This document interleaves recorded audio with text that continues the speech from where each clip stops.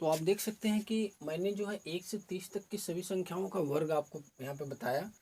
1 का स्क्वायर 1, 2 का स्क्वायर 4, 3 का स्क्वायर 9, 4 का स्क्वायर 16, 5 का स्क्वायर 25, 6 का स्क्वायर 36, 7 का स्क्वायर 49, 8 का स्क्वायर 64, 9 का स्क्वायर 81, 10 का 100, 11 का 121, 12 का 144, 13 का 169 और 14 का 196, 15 का 225, 16 का 256, 17 का 289, 18 का 324 और 19 का 361 और 20 का 400, 21 का 441 और 22 का 484, 23 का 529, 24 का 576 और 25 का 625, 26 का 676, 27 का 729, 28 का 784 और 29 का 841 और 30 का 900। तो ये आपको याद करने से ये हो थोड़ा सा फ़ायदा होगा कि आपकी मैथमेटिक्स थोड़ा स्ट्रांग हो जाएगी और चीज़ों को आप अच्छी तरीके से समझने लगेंगे। कहीं अगर स्क्वायर आ गया या स्क्वायर रूट आ गया या घन के फॉर्म में आ गया तो आप चीज़ों को अच्छी तरीके से समझ पाएंगे। तो आई होप मैंने आपको जो है वो भी रूट भी पढ़ाया, √1 का मान, √2 का, √3 का। तो ये सभी चीज़ें पढ़ने से आपको ये फ़ायदा है कि मैथमेटिक्स आपका इतना स्ट्रांग हो जाएगा कि संख्या को देखते ही आपको पता लग जाएगा कि कौन किसका घन है, कौन किसका वर्ग है और इसका वर्गमूल क्या है। तो इससे आपका कैलकुलेशन बहुत फास्ट हो जाएगा। तो आई होप मैंने जो पहले वीडियो में आपको पढ़ाया पूरा रिलेटेड इन सभी चीज़ों को आप पहले नोट कर लेंगे और अच्छे तरीके से याद कर लेंगे। तो अगर ये वीडियो आपको अच्छा लगा हो तो इसे लाइक कीजिए, शेयर कीजिए एंड चैनल को ज़रूर सब्सक्राइब कीजिए। तो thanks for watching this video. धन्यवाद।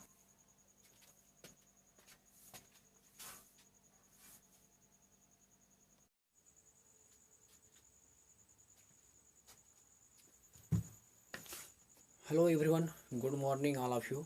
मैं सुशील सर और आप सभी लोगों का हमारे official YouTube channel Nishant GS research centre में आप सभी लोगों का स्वागत है।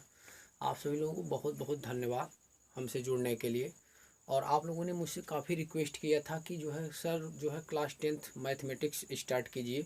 तो मैंने जो है मैथमेटिक्स क्लास 10th चालू कर दिया है आज से और ये हमारा आज का पहला वीडियो होगा। तो पहला वीडियो है तो हम लोग जो है पहले चैप्टर के बारे में अध्ययन करेंगे इसमें और उसके बाद हम लोग पहले चैप्टर से संबंधित जितनी भी सभी बातें होती हैं उन सभी प्रकार की बातों का हम लोग चर्चा करेंगे। तो आइए हम लोग देखते हैं जो क्लास 10th है और उसमें जो फर्स्ट आपका चैप्टर है वह है वास्तविक संख्याएं, जिसे हम लोग क्या कहते हैं, रियल नंबर कहते हैं। अब ये बच्चों वास्तविक संख्याएं तो ये पाठ का नाम है, लेकिन इसके अंतर्गत हमें कुछ संख्याओं को समझ लेना है कि आखिर वो कौन कौन सी संख्याएं इसके अंतर्गत हमें पढ़ना होगा। तो सबसे पहले हम लोग देख लेते हैं प्राकृतिक संख्या, जिसे हम लोग क्या कहते हैं, नेचुरल नंबर कहते हैं। तो बच्चों नेचुरल नंबर क्या होती है, प्राकृतिक संख्या क्या होती है? तो वह सभी संख्या जिसका प्रयोग हम लोग गिनती में करते हैं, मतलब काउंटिंग करने में की जाती हैं, वे सभी संख्याएं क्या कहलाती हैं, प्राकृतिक संख्याएं कहलाती हैं। जैसे suppose that's 1 2 3 4 5 6 as so on infinite, ये सभी संख्याएं प्राकृतिक संख्याएं कहलाती हैं।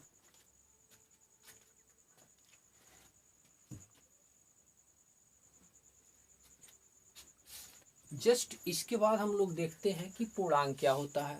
तो बच्चों जो है पूर्णांक 3 प्रकार का होता है। एक को हम लोग कहते हैं धन पूर्णांक, जिसे राइट साइड में हम लोग दर्शाते हैं, और एक हमारा होता है शून्य पूर्णांक और एक होता है ऋण पूर्णांक। तो आप लोग जानते हैं कि जो धन पूर्णांक होता है +1 +2 +3, ये सभी संख्याएं धन पूर्णांक के अंतर्गत आती हैं। और जो शून्य पूर्णांक होता है, जैसे जीरो हो गया, तो जीरो को हम लोग क्या कहते हैं, जीरो हमारा क्या है, शून्य पूर्णांक है। और ऋण पूर्णांक क्या होता है, तो -1 -2 -3 -4 -5 ऐसो one dot dot dot infinite. इसके बाद हम लोग पढ़ेंगे सम संख्या। तो ऐसी सभी संख्याएं जो 2 से विभाजित हो जाती हैं, उन संख्याओं को क्या कहते हैं, सम संख्या कहते हैं। इसके बाद होता है एक विषम संख्या। तो जो संख्या 2 से नहीं कटता है, अर्थात 2 से भाग देने पर पूरा पूरा विभाजित नहीं होता है, तो वे सभी संख्याएं विषम संख्याएं कहलाती हैं। इसे ऑड नंबर कहते हैं, ये इवेन नंबर होता है। इसके बाद हमारा होता है परिमेय संख्या। परिमेय संख्या को हम लोग क्या कहते हैं? रेशनल नंबर कहते हैं।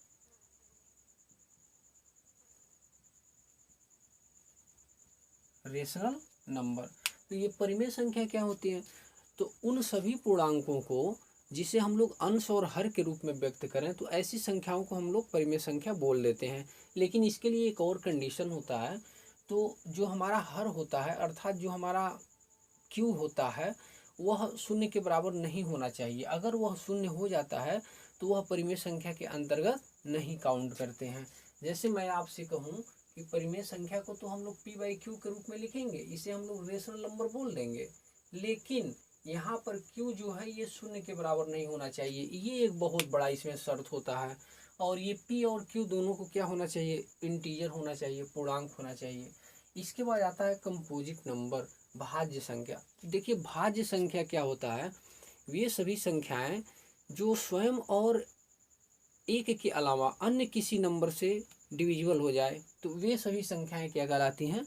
भाज्य संख्याएं कहलाती हैं। जैसे अगर हम लोग बात करें सभी विषम संख्याओं को यदि छोड़ दें, तो जो नेचुरल नंबर होती है वो सभी संख्याओं में उसमें क्या हो जाती है? वो भाज्य संख्या हो जाती है। जैसे अगर हम लोग बात करें, जैसे 4 हो गया, फिर 6 हो गया, 8 हो गया, 9 हो गया, 10 हो गया, ये ऐसी संख्याएं हैं कि जो 2 से अधिक नंबर से विभाजित हो जाएंगी। जैसे देखिए 4 1 से भी डिविजिबल है, 2 से भी है और 4 से भी है। तो इसलिए इस संख्या को हम लोग भाज्य संख्या बोल सकते हैं। तो वह सभी संख्याएं जो स्वयं और एक के अलावा किसी अन्य नंबर से कट जाएं, तो ऐसी सभी संख्याएं क्या कहलाती हैं? भाज्य संख्याएं कहलाती हैं। इसके बाद हम लोग बात करते हैं अभाज्य संख्या। तो जो संख्या स्वयं और एक के अलावा किसी दूसरे से विभाजित नहीं होती है, तो वह सभी संख्याएं क्या कहलाती हैं? अभाज्य संख्याएं कहलाती हैं, जिसे हम लोग क्या कहते हैं? प्राइम नंबर कहते हैं। जुड़वा अभाज्य संख्याएं क्या होती हैं? जिसे हम लोग बोलते हैं ट्विन्स प्राइम नंबर। तो कुछ ऐसी भी संख्याएं आपको मिलेंगी कि वह अभाज्य रहेंगी और साथ साथ दोनों, मतलब अगर हम लोग इसे डिफाइन करें तो हम लोग कहेंगे कि जिन दो अभाज्य संख्याओं के बीच का अंतर 2 हो, जिन दो अभाज्य संख्याओं के बीच का अंतर 2 हो, तो वे सभी संख्याएं जुड़वा अभाज्य संख्याएं कहलाती हैं। जैसे 3, 5 हो जाएगा, 5, 7 हो जाएगा, 11, 13 हो जाएगा। ऐसे बहुत सारी संख्याएं आपको मिल जाएंगी।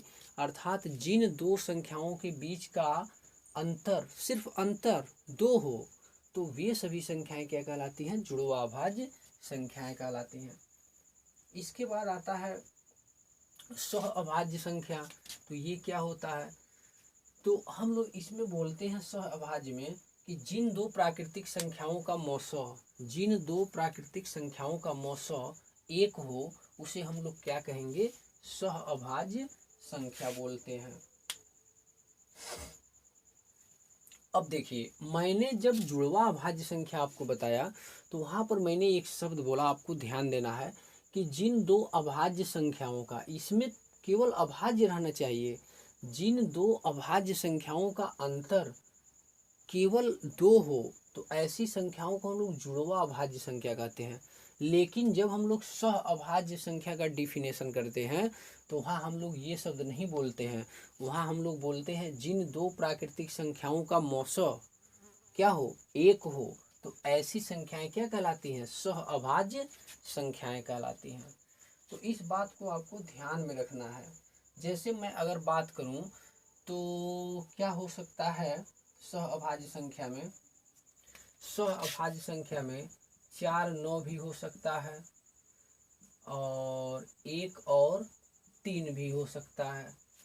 तो ये सह अभाज्य संख्या होती है। अब आप देख सकते हैं 4 जो है अभाज्य नहीं है, तो ऐसा गलती हमें नहीं करना है। जब इसका हम लोग डिफिनेशन करेंगे तो हम लोग कहेंगे जिन दो प्राकृतिक संख्याओं का मौसौ एक हो, तो वे सभी संख्याएं क्या कहलाती हैं? सह अभाज्य संख्याएं कहलाती हैं। एक होता है संपूर्ण संख्या।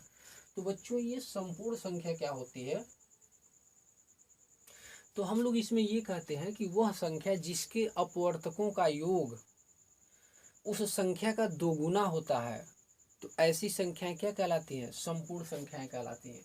देखिए अगर हम लोग संपूर्ण संख्या का बात करें तो केवल 1 से 100 तक दो ही संपूर्ण संख्या है, एक 6 है और एक 28 है।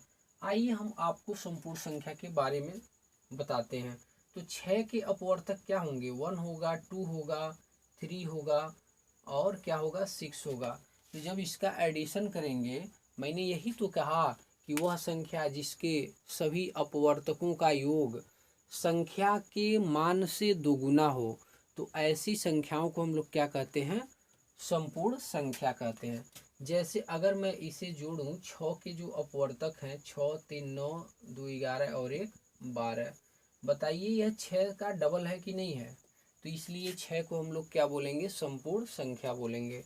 एक और देख लीजिए, जैसे मान लीजिए 28 है, 28 1 से कटेगा, 2 से कटेगा, 4 से कटेगा, 7 से कटेगा और 14 से कटेगा और फिर जो है अपने 28 से ही कटेगा। तो देखिए 14 और 7 कितना हो गया, 21, 21 और 4,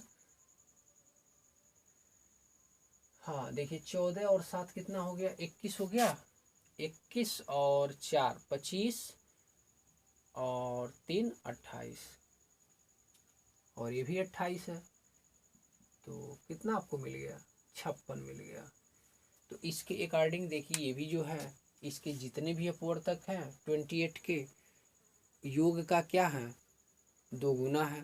तो अगर ऐसी संख्या आपको मिल जाए जिसके सभी अपवर्तकों का योग उस संख्या के मान से दोगुना प्राप्त हो जाए, तो उसे हम लोग क्या बोल देते हैं, संपूर्ण संख्या बोल देते हैं। याद रखिएगा 1 से 100 के बीच में केवल और केवल दो ही संपूर्ण संख्याएं होती हैं, पहला 6 होता है और दूसरा 28 होता है। एक होता है रामानुजन संख्या, इसको भी मैं आपको बता देता हूँ कि ये रामानुजन संख्या क्या होती है। तो हम लोग कहते हैं ऐसी दो लघुत्तम प्राकृतिक संख्याओं के घनों का योग क्या होता है, मतलब हम लोग ऐसे बोलेंगे, ऐसी लघुत्तम प्राकृतिक संख्या जिसे दो प्रकार से घनों के योग के रूप में प्राप्त किया जाए। अभी आपको समझ में नहीं आ रहा होगा मैंने क्या बोला। जैसे मान लीजिए मेरे पास एक संख्या है 1728, जो कि अपने आप में इसे रामानुजन संख्या है। तो 1728 को बच्चों हम लोग दो तरह से, और 1729 इसे लिख सकते हैं 10 का क्यूब और 9 का क्यूब। 10 का क्यूब करेंगे तो 1000 मिलेगा और 9 का क्यूब करेंगे तो 729 मिलेगा। और भी एक तरीके से हम लोग इसे लिख सकते हैं 12 का क्यूब प्लस 1 का क्यूब। तो मैंने ये कहा कि ऐसी लघुत्तम प्राकृतिक संख्या जिसे दो प्रकार के घनों के योग के रूप में लिखा जा सकता है। अब जैसे देखिए 1728 क्या है, लघुत्तम प्राकृतिक संख्या। अब इसे दो प्रकार से लिखा गया, वो भी घन के योग के रूप में। जैसे 10 का क्यूब प्लस 9 का क्यूब 1728, 12 का क्यूब प्लस 1 का क्यूब 1728। तो अगर कहीं आपको ऐसी संख्या मिल जाए कि उसे दो प्रकार के घनों के योग के रूप में लिखा जाए, तो वह संख्या रामानुजन संख्या कहलाती है। अब मैंने आपको परिमेय संख्या पहले ही बता दिया है। अपरिमेय संख्या क्या होती है, अपरिमेय संख्या क्या होती है, तो हम लोग इसे कैसे डिफाइन करेंगे, अपरिमेय संख्या क्या है। जैसे मान लीजिए रूट में 2 हो गया, रूट में 3 हो गया, रूट में 5 हो गया, रूट में 7 हो गया, ये सभी संख्याएं क्या कहलाती हैं, अपरिमेय संख्याएं कहलाती हैं। मतलब जो संख्याएं रूट में होती हैं, मतलब जिसका स्क्वायर रूट हम लोग दशमलव में निकालते हैं, ऐसे बोला है आप, तो वे सभी संख्याएं क्या हो जाती हैं, अपरिमेय संख्याएं हो जाती हैं। अब अपरिमेय संख्या जैसे अगर आप हम लोग किसी संख्या को भाग कर रहे हैं और वह संख्या कट नहीं रहा है, पूरा पूरा कट नहीं रहा है, तो ऐसे कंडीशन में हम लोग उसे क्या बोल देते हैं, उसे अपरिमेय संख्या बोल देते हैं। अब इसके बारे में हम लोग आगे पढ़ेंगे अभी डिटेल में अपरिमेय संख्या के बारे में। बस अभी आप इतना ही समझें कि ये जो रूट की संख्याएं हैं, √2, √3, √5, √7, √9 नहीं होगा क्योंकि उसका स्क्वायर √3 हो जाता है, वो रेशनल नंबर में आ जाएगा। √4 नहीं होगा क्योंकि उसका जो है स्क्वायर √2 हो जाएगा, वो रेशनल नंबर में चला जाएगा। तो अब देखिए, अब ये हमारे पास एक और आ गया वास्तविक संख्याएं। तो ये वास्तविक संख्याएं क्या होती हैं? सभी परिमेय संख्या, अपरिमेय संख्या और जितने भी पूर्णांक हैं सभी को हम लोग मिला के क्या बोल देते हैं? सभी संख्याएं वास्तविक संख्या के अंतर्गत आती है। तो ये है आपका चैप्टर वास्तविक संख्या। तो इसके अंतर्गत हमें सभी संख्याओं के बारे में एक ब्रीफली थोड़ा सा जानकारी होना चाहिए, और तभी हमें जो है चैप्टर पढ़ने में मज़ा आएगा। तो इसलिए मैंने सोचा कि आपको बेहतरीन तरीके से कुछ नंबर के बारे में जानकारी दे दूं, ताकि आपको कहीं दिक्कत न होने पाए।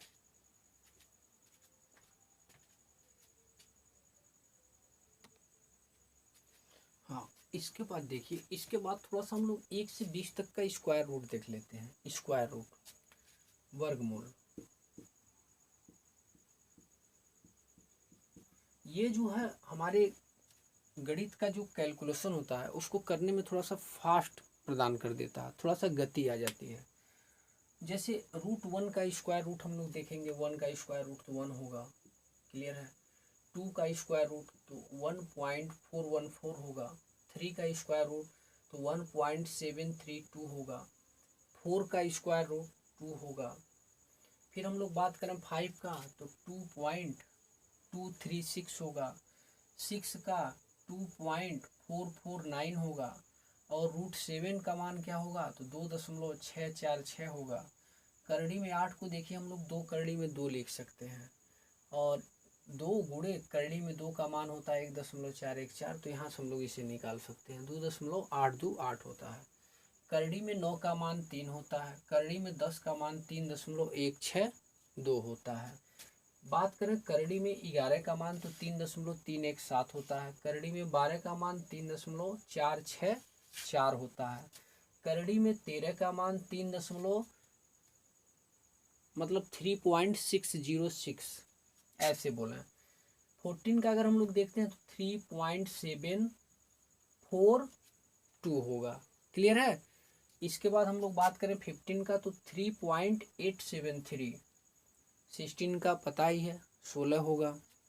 इसके बाद हम लोग देखते हैं 17 का तो 4.123 किसका होगा? 17 का होगा। 18 का बात करें तो 3 करड़ी में 2, यानी 3 गुणे करड़ी में 2 यानी 1.414 अर्थात 4.243 होगा। फिर बात करें 19 का तो 4.359 ऐसे।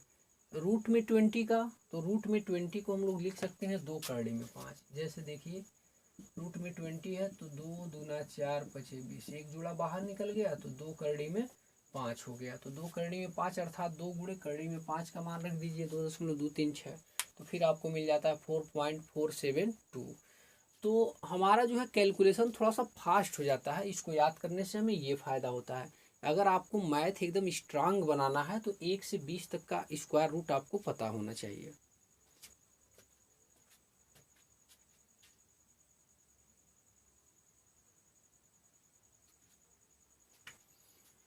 इसके बाद हम लोग अपने मैथ के कैलकुलेशन को और फास्ट करने के लिए हमें जो है कम से कम इतना भी कर लेना चाहिए कि कम से कम हमें इतना तो पता रहे कि 1 का घन क्या होता है? 1 होता है। 2 का घन 8 होता है। 3 का घन 27 होता है। घन मीन्स उसी संख्या का 3 टाइम मल्टीप्लाई। जैसे 3 का घन मतलब 3 गुणे 3 गुणे 3 कितना प्राप्त हुआ? 27। इस प्रकार से घन होता है। अब 4 का घन, 4 का गुणा 3 बार 64। 5 का घन 125। 6 का 216। 7 का 343। 8 का 512। 9 का 729 होता है और 10 का 1000 होता है। 11 का 1331 होता है। 12 का 1728 और 13 का घन 2197 और 14 का घन 2744। 15 का घन 3375। 16 का घन 4096। 17 का घन 4913। 18 का 5832। तो कुछ इस प्रकार से जो संख्याएं हैं, इन संख्याओं का हम लोग क्या करते हैं? घन निकाल लेते हैं। तो आप लोगों को याद होना चाहिए, जैसे 17 का 4913 या 4913 पढ़ सकते हैं। 18 का 5832 पढ़ सकते हैं। 19 का घन जो होता है 6859 होता है। ये